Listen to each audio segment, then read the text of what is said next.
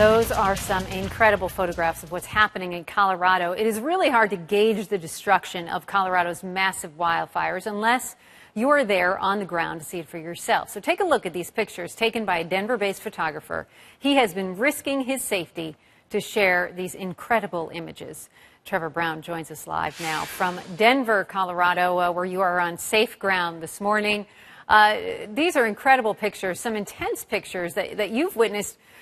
Some really terrifying moments this week as well. Any particular situation for you, Trevor, that really stands out?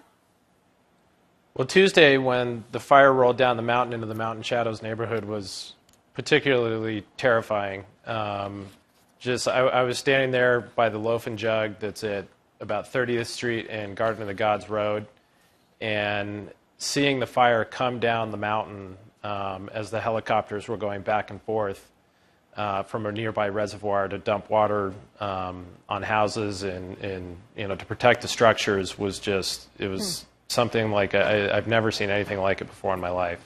We have been showing some of your pictures, but let's look at one in particular. And as you look at it with me, tell me what was going on here. We see the helicopter and the road really just black out. I mean, how difficult is it to get around in something like that?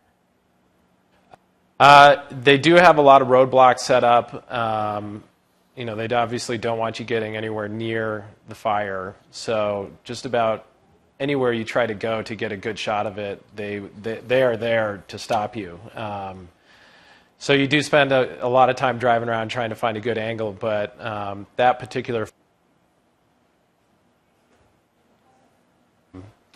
towards the Kissing Camels neighborhood, and basically I just saw a bunch of smoke, and as I was driving I was taking some pictures. Probably not the safest thing, but yeah. It was just billowing.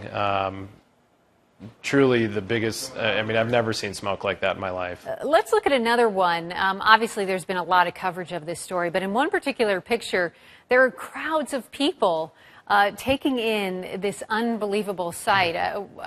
Does it surprise you that they would stick around and take this all in?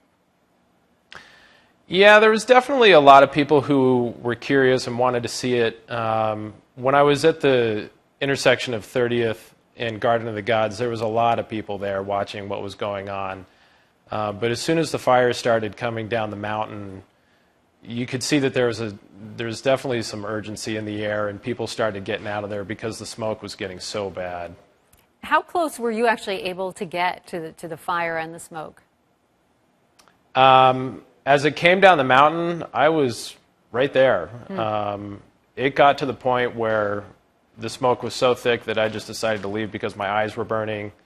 I was having, my throat was burning. I was having trouble breathing because it was just billowing right at us, because all of a sudden it was literally 60-mile-an-hour winds coming right in our face.